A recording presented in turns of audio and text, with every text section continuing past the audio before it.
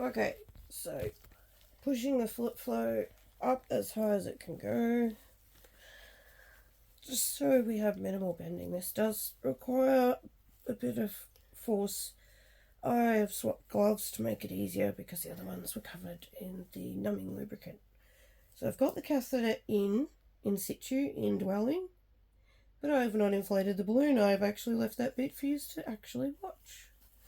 So, see how the Luer Lock syringe doesn't come off so easy? This is why I recommended them. So what you're going to want to do is hold the tubing right about here. You make sure that you've got it in the right spot first. Tell if it's the right spot. Is there urine in the bag? Is it still flowing? Yes, it is. So I know it's in the right spot. If I'm not sure, there's another way to test that. I'm actually thinking I should show you that.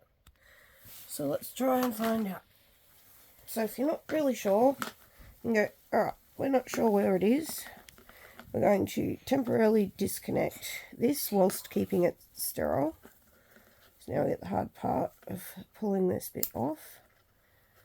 And then, like, the only problem is you've got to have a catheter tip syringe. If you don't have one of those, well, yeah, that doesn't help.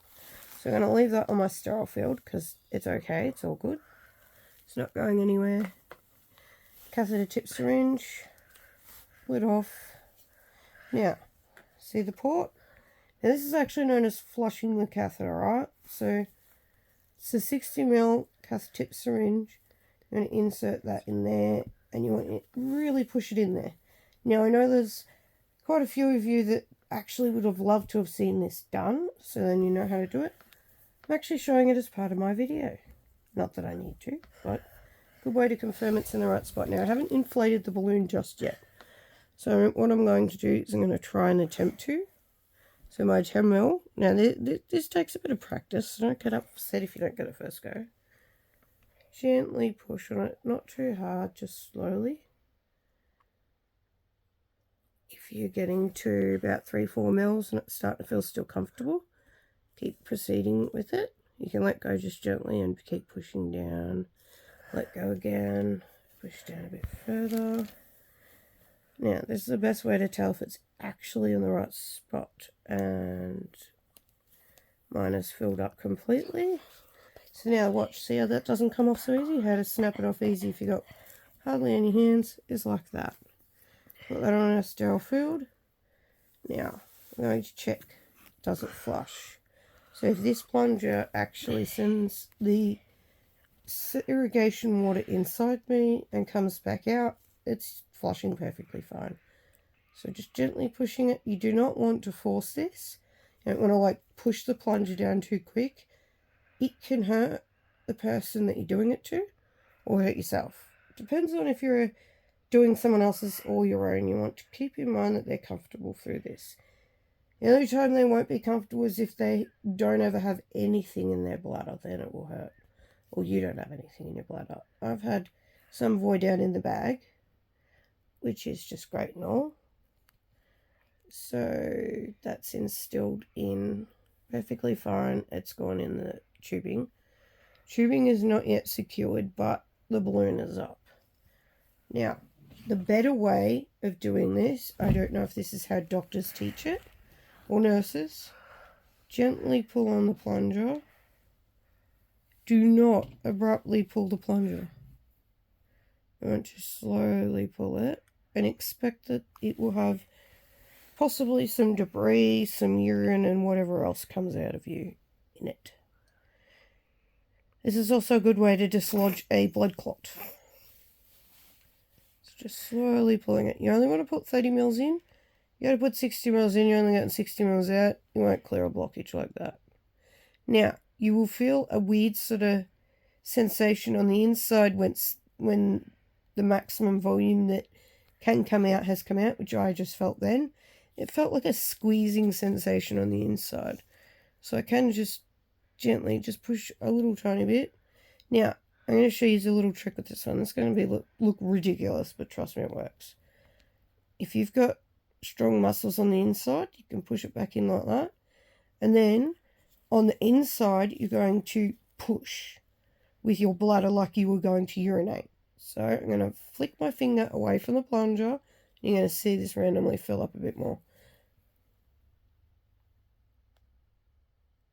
If it does not want to work. I will reposition myself and see if I can get it to work. Okay, it does not want to work today. Sometimes it does, and it's just more of a gentle approach of getting it out.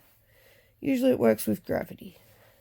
So it's got out majority of what I needed it to. I can disconnect it, and then I can let it sit in the kidney dish. It's still dripping a tiny bit, which is fine. Which means this dish is now contaminated. It's now got bodily fluids in it.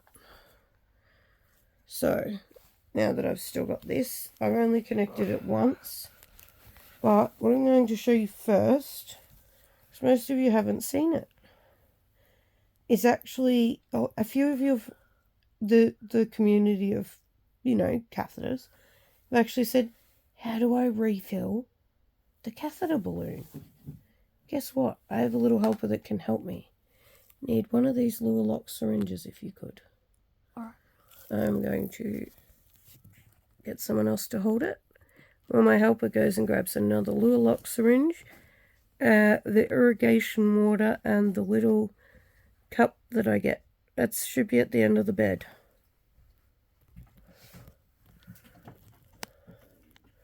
Just bear with us a moment. The end of the bed down there. The bottle of water. A Luer Lock syringe. And you would also like to grab the little specimen cup with the yellow lid. Yep, and I need the green tray as well. Just empty green tray. Yep, that's it. So going to make some more room on the sterile field. Just put them all in the green thing and I will deal with them from there.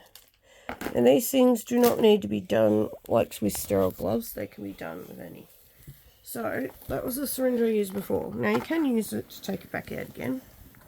But I'm going to show you how to do it where you prep it. So, there's no water in here, but that's a urine collection pot. Like, it's not had urine in it. I don't use it for urine.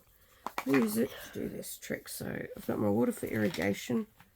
Just going to pour it in there. Doesn't matter how much. Oops. We all make mistakes. Dropping the lid's part of it. Gotta have some fun with it. Now grab a Luer Lock syringe, a new one. Because you need two for this. I know that sounds dumb, but you do need two. Now, we're going to draw up exactly how much mils needs to be in your catheter balloon. So mine needs 10. So I'm going to get it to 10. And I lucky fluked it. There's only one tiny little bubble there, so we're good. You can have tiny little bubbles, but not too many. Now, this is where I take out what I just put in. So, because this one's already been used and there's urine in the kidney dish, I'm going to show you how to pull it out and put it in. Now, what you want to do is put your knees together and on your side, if you can. Yes, that is urine dripping out. It's probably because I'm laughing. I know this is not a funny matter. Now, you can push real hard and twist. You want to hold the end like I have. You're not holding the plunger. So it's slowly filling up. The reason why I'm holding my knees together like this is so the catheter doesn't dislodge itself from inside me. So this will fill up the syringe so I can let go. You can one-handed do this if you'd like. So we're just waiting for it to go on, like all the way up to 10, because I know there's 10 mils in there. I just filled it up. There's a few of you that, might not know how to do this and go, my balloon's sitting in an uncomfortable spot.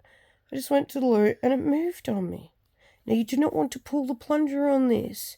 You will feel what feels like a pop on the inside as you draw out the water from your balloon. To make sure there's no excess in, we're just going to give it a few gentle plunges. This is not going to hurt you at all.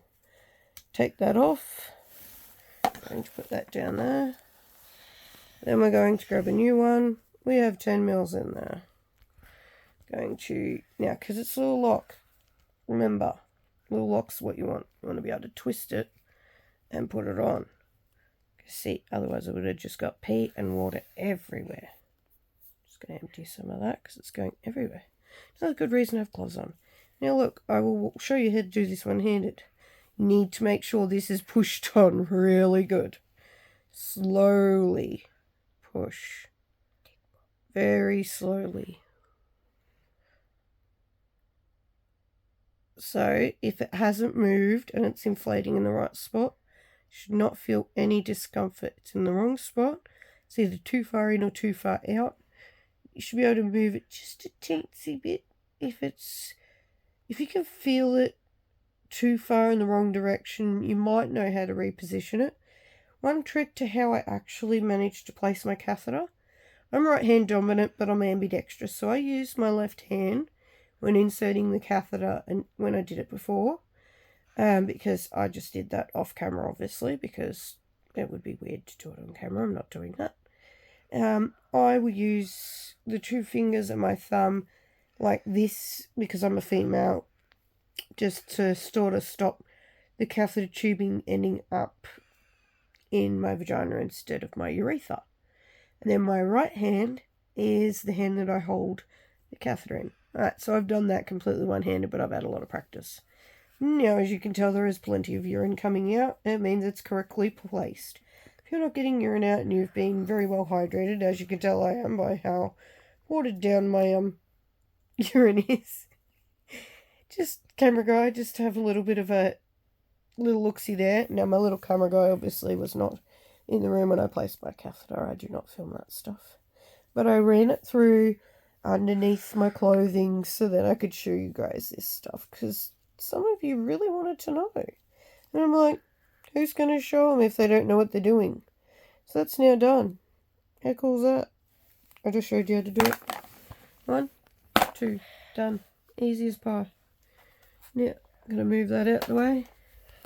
Now remember, that this bit doesn't really require sterile. It just requires brains. Like, you want to make sure that you don't touch things that can be contaminated. So this bit here, I'm not going to touch the top bit. And this bit here, obviously, I'm going to just straight insert. So I haven't touched that plastic bit.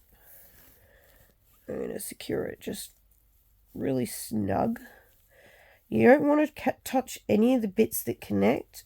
That can cause an infection. With a little bit of struggling. Getting it on.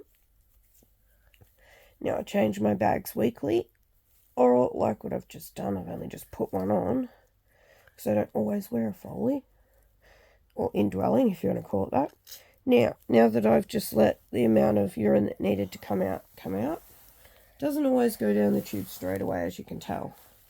But it's showing that I've still voided a little bit. I hadn't completely gone in retention just yet. So now I'm going to flip this up, which means it now stays inside the body. Up is stay in the body, so if you're facing towards the body like this, from this point of view, it's up, stays in the bladder. Down, like this, in the bag, or out the flip flow into a urinal, or whatever it is you use. So I'm going to put it back in the up position. Going to move this out the way. Yes, I have a lot of stuff on the bed. It is just gathering. Now, this is actually really helpful. Don't need gloves on for this bit. Just take them off. Everything gets either thrown out or re-sterilised anyway. These ones are a long up to 130 centimetre ErgoFix catheter stabilization device. There are other ones I use. There's 2 other kinds, but this one here has a bit of a rubbery feel to it. You can trim it, which I have because it was way too big, and I do have chubby thighs. So what you'll want to do is you will want to find the spot you'd like to stabilize to. Like, first you want to join the catheter to tubing to yourself. Like, the best way to do it, this is going to be rather weird if I explain it, but I'm going to anyway. So this tubing's going this way and I'm using a flip flow with it. What you can do is two things. You can either do it this way, stops it flying off, which some people have said they've had struggles with. Well, there's a solution. It's just do it like that. It can't come off. It's not really, if you do it snug enough, it doesn't move. So I'm going to do it a bit more snug than show. Go a bit further up so it's all the same diameter. Right. So that's not moving, see? So this is the thing that you would run around your leg. I'm wearing shorts because it is hot weather today here in Australia. And then you can connect like that. So then that's essentially connected. The other alternatives you've got, yes, I know the flip flow's bending, I'll fix that. I hate Velcro sometimes. Another option. Now this bit, it doesn't matter how much you bend it, it's not going to cause problems for you or someone else that's wearing a catheter. That one I will sometimes use my other stabilization devices for, because it's just easier. This one here doesn't really make much of a difference because it's just got the water in it for your balloon. It does not matter how tight you pull it. You could just do that and it's going absolutely nowhere. The third option that I can think of anyway, going to attempt to show you, is around both, but obviously it's each to their own, whether you bother with doing this one or not, because urine still travels down this path, but I probably wouldn't recommend this one. I'd recommend one of the first two options. Then there's also a leg sleeve. Now, the leg sleeve is actually quite cool. I'm going to take this off and I'm going to show you the leg sleeve, which is that. So pull it out of its bag, like that, nice and easy. Now this one may look rather small, it's actually not. The funny bit is you just got to know where the exit bit is for the port to go out, so it's there. So this is the sleeve. So on the leg, you can do lower thigh or upper thigh. I pick upper thigh, easier for me. Kind of used to it too, so I'll get it comfortable on the leg. And then I know this is going to seem very, very strange the way I do it, but it's what I'm comfortable with. I will then feed the port in through there. I try to trap it halfway. Now there's a goddamn good reason for this one, because then it doesn't flick open. Because who the heck wants to be covered in more piss than what they already cop? Now, obviously the pee is sort of trying to flow back to me, but that's only this pee that's in the actual tubing, so it's not going to because where I've set it. Now, see how that sort of curves? Now, that's how I usually will run it. I'll either run it that way, which I will run like this. That's my preferred way. Or I will flip it around the other direction. You just got to figure out with the tubing which way it wants to go. You can run it around like that. It'll still work. It will still work, trust me. So then I put this tubing part down here. As long as you make sure this bit is not kinked, you need to make sure it's not kinked. Now the reason why I will put the flip flow there, now obviously that gets tucked away in the underwear usually. The reason here is if I'm busting to go to the loo, and I need to void, I can pull it out, quickly flick it down, it goes barreling down into the bag. And then for this one, to quickly empty it, you can easily flick that back, flick that up, and then it'll come pouring out the end. Now obviously I'm touching the end, I've not emptied anything out of it, it is still clean. Otherwise that would be disgusting, but I usually will sanitize before and after that stuff. So that is how the sleeve looks. I'm going to show you one more thing that I do, just to give you an idea about how I handle dealing with my catheter bag. So take the sleeve off, just roll it up like that, and just slide it off. You can put in a delicates bag. Gentlemen, you can also buy a delicates bag normally used for female bras. You could put these in the wash and use them again and again until they get a whole bunch of holes in them and whatever else happens. They will get lint on them. You can take the lint off, or you can try and do what you can. Now, when I'm asleep, what I will do is I will make sure the tubing sits like out to the side of me, to my left side. Make sure there's absolutely no kinks in it. And I will actually run it up here beside my left side. I will run it upwards and out the top half. I do not run it down at night because I don't know why I like this extra length. I could roll over and I'm not getting tangled in it. Plenty of you have probably ended up tangled in the tubing. This is why I have 50 centimetre tubing, and why I pick a longer length catheter, which most people call male catheters. Females are allowed to have length too. I prefer the longer length bag tubing as well as the longer length catheter tubing. It makes my life easier. And also you do have an option of with the flipflow. If you don't have a bag attached, there's the last one I'm going to show. I'm getting absolutely buggered, tired. That is another version of that. So get that on my leg. I will guess that this might be an okay spot. During the day, if you choose not to wear a bag, you want to get that. Now, you do not do it like that. That's not going to do you any good. It's utterly useless. I learned the hard way. So you can either do it here, right where the flipflow and the tubing is, where it joins, or you can do it further down here. Just be mindful you want to have no gap here. See how it's not really bending? It's because I've got it as close as I can to the bag tubing, but imagine the bag's not there. It's not there. Flipflow, you can have as close to your body as you want. Adjust it as you like. You can hide this underneath a pair of shorts. No one will know you have it. It's so convenient. For those of you who haven't tried it, give it a go. It's actually not too bad. It's tolerable to a certain extent, but I don't, like, if I'm going to walk, I'm going to want one of these or one of the sleeves on my leg, because you don't want tugging, you don't want your bag dragging around on the floor. It's not exactly good because that can actually dislodge the catheter tubing out of your body. It can cause the balloon to droop down and it hurts.